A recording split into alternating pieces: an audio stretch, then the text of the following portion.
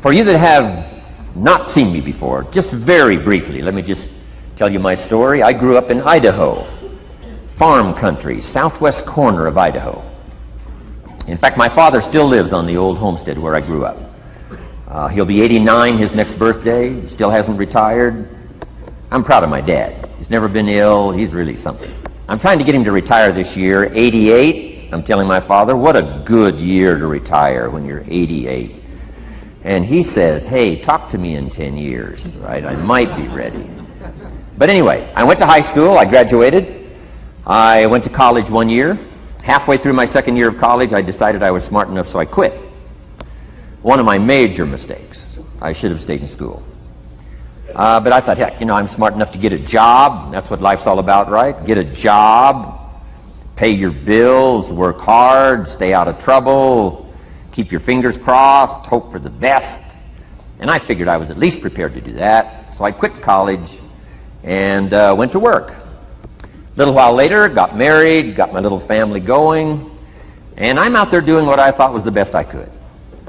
But about age 25, I'm starting to struggle. I've purchased a little more than I can conveniently pay for on time. And the creditors are starting to call saying, hey, you told us the check was in the mail. What's the deal? And I'm getting embarrassed by that. I'm also embarrassed, big mouth me, with all the fancy promises I made to get married. I'm way behind on those promises. And I'm getting discouraged, wondering what to do. And I thought, well, maybe I should go back to school. Right? 1 year of college, pretty short on an application. But, tough to go back to school, right? Especially when you got your family going. Time to stay is when you're there. So I discounted that. I thought, well, if I, had my own business, that would be the way to go. But, I'm short on money. Too much month at the end of the money. If you've ever been there, that's where I was, age 25. So I had to discount that, and I'm discouraged, wondering, where do I go from here? And then the miracle happened for me. Good fortune came my way. And who can explain good fortune? I don't know. Remarkable things that happen to you at a particular time. Sometimes it's just unexplainable how those things happen. One of my friends says, well, hey, things don't just happen. Things happen just. Another good note for your notes. Things don't just happen. Things happen just. And maybe that's it. I don't know. I'm an amateur on life, I guess, like most of us are, trying to figure it out, how to make it valuable. But I was ready. And my good fortune was, at age 25, I met a very wealthy man. His name was Mr. Schoaf, Mr. Earl Schoaf. A friend of mine had gone to work for him, and he started telling me about this man. He said, you got to meet this man I've gone to work for. He's wealthy, but he's easy to talk to. And he's got a unique philosophy of life.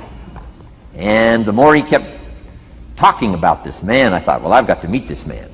So sure enough, shortly after that, I had a chance to meet this remarkable wealthy man, and I was impressed. He was wealthy. Sure enough, he was easy to talk to. I was so intrigued, within a few minutes, I said to myself, if I could be like him, farm boy from Idaho, if I could be like him, I'd give anything.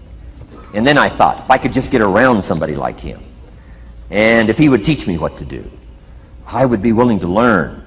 I'm coachable. And that was my good fortune. A few months later, this wealthy man that I met, Mr. Schoaf, took a liking to me, hired me, gave me a job. I went to work for him. And I spent the next 5 years in his employ. And then, unfortunately, he died at the end of that period, at age 49.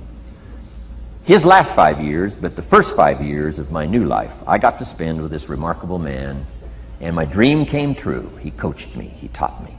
He taught me the books to read. He taught me the disciplines. He taught me the changes to make in my language and personality. And the things he shared with me during that 5 years literally changed my life, turned my life around, changed my income, changed my bank account, changed my future, changed everything. I've never been the same since that unique experience.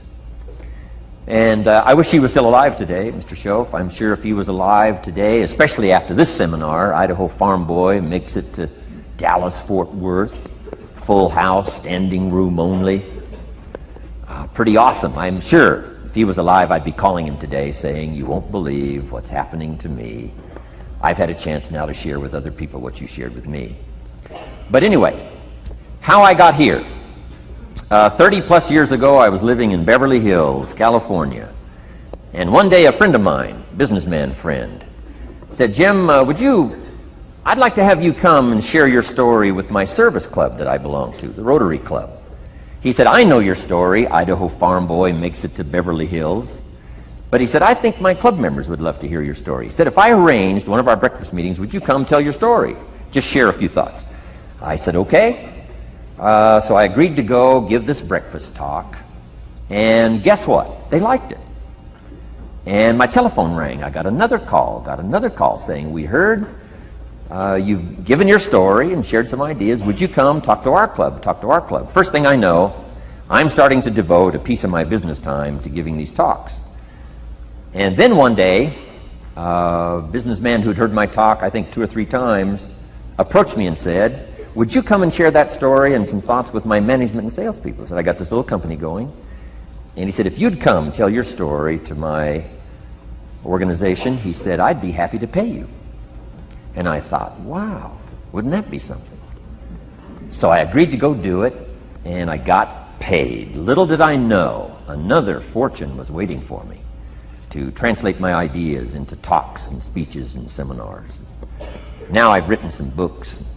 It's on cassette tape. Now I get to travel around the world. Last year I was in Japan and Israel, Spain, Mexico, Australia, New Zealand, France, Germany, Canada, and now Dallas, Fort Worth.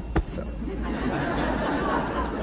Idaho farm boy gets to travel around the world and share his story, and here I am today. Anyway, it's almost too much for me to comprehend from where I started, raised in obscurity, in a little small farm community, and now to be here today is pretty awesome for me. So anyway, that's just a little bit about my story. My story is probably more intriguing for me than it is for you, but I wanted to hear it again, so I thought I would just, bore you with it.